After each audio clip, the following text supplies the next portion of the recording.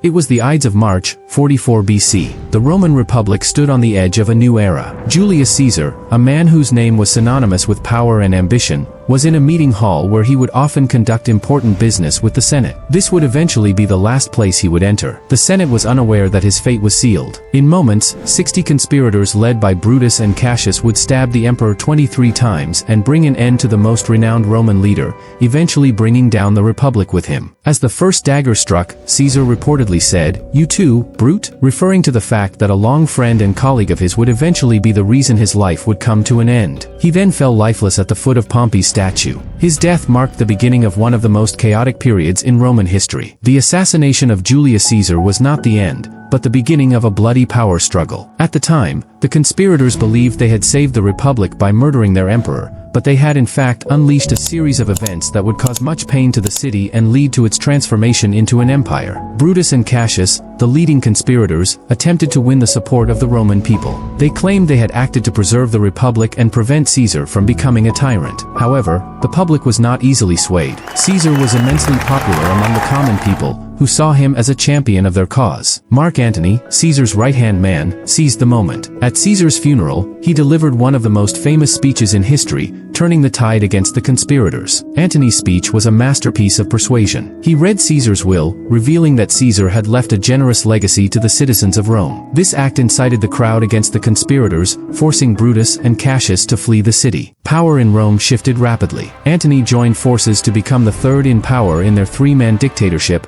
also known as the Second Triumvirate, with Octavian, Caesar's adopted heir who was the first in power, and Lepidus, forming the second in power. This alliance was both powerful and ruthless, purging their enemies and seizing control of Rome. Despite their initial successes, Brutus and Cassius were ultimately defeated.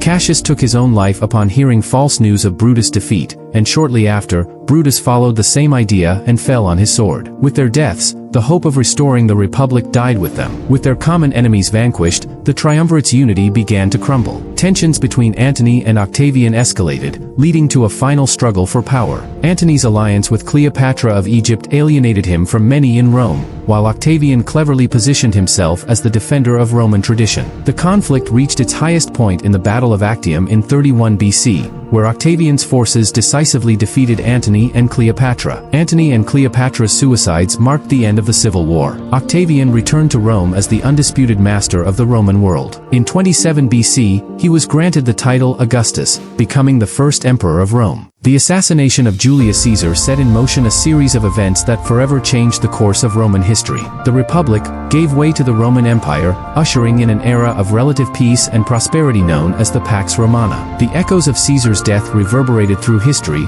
a stark reminder of the fragility of power and the unpredictable nature of human ambition. The transformation from republic to empire marked the dawn of a new age, an age forged in the blood and ambition of Rome's greatest and most tragic figures. Thank you for joining us on this journey through one of history's most pivotal moments. Subscribe for more stories from the past that shaped our world today.